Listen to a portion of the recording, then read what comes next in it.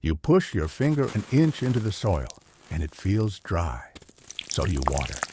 You do it again 3 days later. The leaves turn yellow. The stem goes soft. And somewhere in the back of your mind, you'll hear that old gardener from down the street whose plants have never once looked sad. You wonder what he knows that you don't. Sue James, the 70-year-old Texan who has been growing roses since the 70s, once told a group of young gardeners that the watering can had become a weapon of mass destruction in most homes. He wasn't being dramatic. He had watched whole apartment gardens collapse because someone loved their plants too hard with water. The thing he said next is the reason this video exists. He said that the fix takes exactly 1 minute. But first you have to unlearn everything the internet told you about dry soil. The University of Missouri Botanical Garden published a guide on overwatering that every horticulture student in the state has to read. In it, the single most repeated warning is that a dry surface is a lie. The top layer of soil dries within hours of watering, even when the root zone is still swimming. The old gardener knew this before the study was printed. He figured it out by killing 37 ficus plants in his first 10 years. You do not have to kill 37 plants. You just have to listen to the one thing he checked before he ever touched the watering can. Here is where most people quit before they start. They read a guide that says water every 7 to 10 days, and they follow it like a law written in stone. But so James noticed that his indoor plants needed water every 12 days in winter and every 5 in summer, and sometimes not even then. The rule is not the calendar. The rule is your second knuckle. You push your finger 2 inches deep, near the edge of the pot where the roots actually live. Not at the stem, not on the surface, 2 inches. If the soil at that depth feels cool and slightly damp, you do nothing. You leave the watering can on the shelf. The old gardener called this the finger test, and he used it every single time, even when he was 90% sure the plant was thirsty. Because 90% is not certainty, and certainty is what kills the roots. That single truth is worth subscribing for, because every week we expose another common sense lie the gardening industry sold you. Underneath the comments, tell me, how many plants did you lose before you discovered this test? Drop the number and the name of the plant that taught you. I want to see the real tally. There is a study from a university extension program that tracked the survival rate of indoor plants over a full calendar year. The group that watered by schedule lost 43% of their plants. The group that watered only when the finger test showed dry soil at the second knuckle lost less than 7%. The difference between those two numbers is not genetics, not fertilizer, not light placement. It is the willpower to stand there with a dry watering can and do nothing. So James had a method for the days when the soil was dry all the way down, but the plant still looked miserable. 5. He called it the slow Remember pour. that. Instead of dumping a full cup of water at the base, he poured a thin stream at the edge of the pot, waited for it to disappear, and poured again. He timed it. 1 minute total. That is the promised fix. Water slowly, let it soak, wait for the soil to breathe, and stop before water pools on the surface. But the soil in some pots becomes hydrophobic over time. The particle composition of certain potting mixes creates a water-repellent crust that no amount of surface watering can penetrate. The old gardener knew this because he once watched a full cup of water run down the inside of a ceramic pot and out the drainage hole without wetting a single root.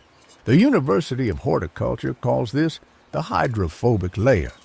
Sue James calls it the moment you need a different technique. He would take the entire pot and place it in a tray of water, not a flood, just an inch of water at room temperature. Then he walked away. 20 minutes later, the soil had drawn the water up through the drainage hole from below, saturating the root zone without compressing the top layer.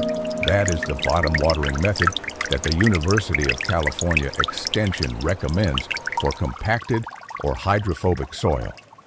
The old gardener had been doing it since the 80s. He just never wrote a manual about it. The average houseplant dies because its owner misdiagnoses yellow leaves. The yellow leaf check is the single most dangerous moment in plant care. When the leaf turns pale, the instinct is to add water. But if the soil is already wet, the yellow means the roots are drowning, not drying. The old gardener said you have to ask the soil first, not the leaf.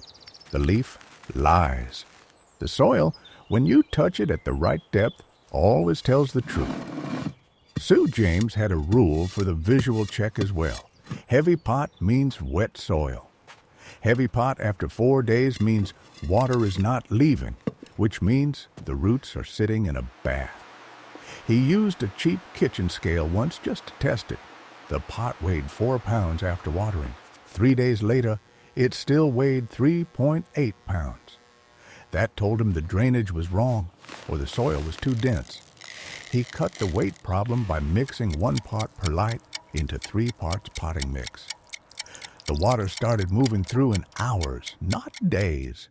That kitchen scale is the kind of cheap detective work that separates the gardeners who guess from the gardeners who know. If you want to be the one who knows, subscribe now. Because the next video will show you exactly how to fix compacted soil with a common kitchen scrap you already have. And while you're here, write 3.8 in the comments if you've ever weighed a pot and realized your drainage was the real enemy.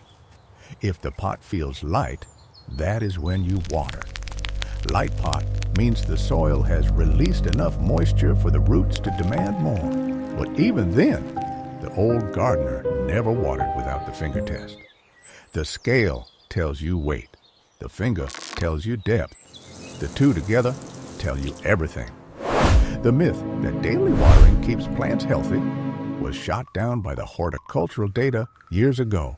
The Missouri Botanical Garden Report states clearly that daily watering is the fastest route to root rot. Sue James put it differently.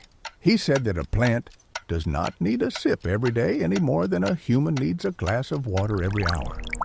You drink when you are thirsty. The plant drinks when its roots have emptied the reservoir. Here is where the emotional trap catches most gardeners. They see a plant wilt in the afternoon sun, panic, and pour water on it. But plants often wilt temporarily in heat, even when the soil is perfectly moist. The leaf droops as a cooling mechanism. Then it recovers by evening. If you water during that temporary wilt, you are flooding a root system that never asked for it. The old gardener would wait until sunset. If the plant had not recovered by then, he would check the soil. In 30 years, he said, the plant recovered on its own 98% of the time. The other trap is the watering can itself. Most cans release water too fast for the soil to absorb. Sue James used a plastic bottle with a single hole punched in the cap. He could control the flow to a slow trickle, letting the water spread evenly across the pot without creating channels that run straight to the drainage hole. That 1-minute slow pour is the technique that saves more plants than any fertilizer ever could. If the way that wilted leaf in the afternoon heat has tricked you before, you are not alone. Every gardener I know has drowned at least one plant out of love. But the difference between the person who keeps killing plants and the person whose garden thrives is not knowledge. It is the willingness to delay the action.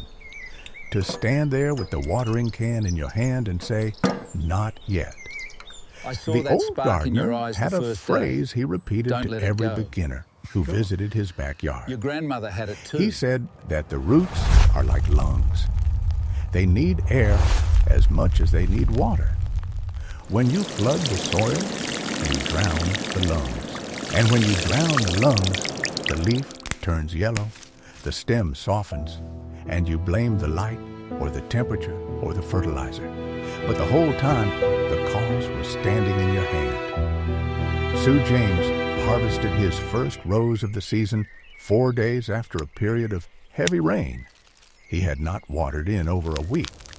The soil was still moist at 2 inches. The root zone had enough oxygen because the water had been allowed to drain and cycle. That rose was the size of a man's fist. He said it was not about the water he added. It was about the water he withheld. At what point in this video did you realize that the amount of water you have been giving your plants might be the exact amount that is killing them? I need to know. Write it in the comments, because I think half of us were taught to love our plants to death, and the other half is just now figuring out that the old gardener was right all along. The soil in your pot right now is probably damp at the surface, but if you push your finger 2 inches deep, you will find something else. That layer is the truth. If it is cool and moist, step away. If it is dry, give it a slow pour at the edge. 1 minute. That is the entire fix. Not a new fertilizer, not a different pot. Just the patience to let the soil tell you what it needs.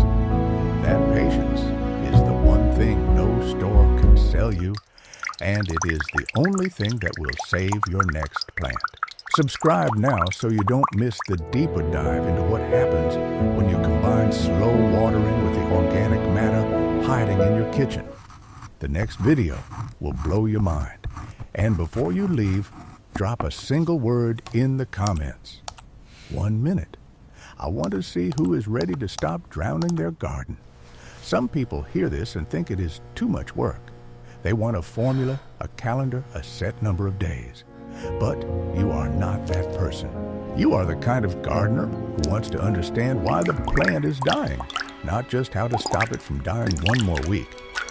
That is the difference between keeping a plant alive and making it thrive.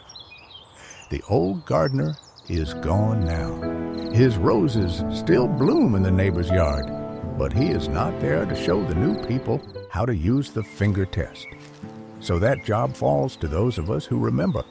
If you think about it, you probably had someone like him in your life. The uncle who grew tomatoes in clay pots. The grandmother who never used a fertilizer bag. They did not have studies. They had patience and a finger test. Now imagine your rose bush 3 days from now. You walk out in the morning. The soil is dry at the surface, but you push your finger in 2 inches, and you feel the cool moisture. You do not water. You just stand there and watch the leaves hold their shape. The earthworms underneath are working the soil. The root system has air circulating around it. You gave it nothing and it thanked you. That is the secret. Agora que você sabe o que a maioria dos jardineiros nunca aprende, olha para o seu pé de tomate murcho. Amanhã cedo, antes do sol subir, enfia o dedo até as segundas juntas. Se estiver úmido, deixa quieto. Se estiver seco, rega devagar na borda do vaso. E volta aqui semana que vem para me contar o que aconteceu. O segredo do jardineiro idoso não é mágica, é paciência com a verdade que está debaixo dos seus dedos. Inscreva-se e venha colher com a gente. In the next video, we are going deeper into what happens when you combine coffee grounds with crushed eggshells and a specific leftover for your kitchen that everyone throws away. The result will change how you think about watering forever, because the truth is that the water you give your plants is only half the story. The other half is what lives in the soil, waiting to be fed.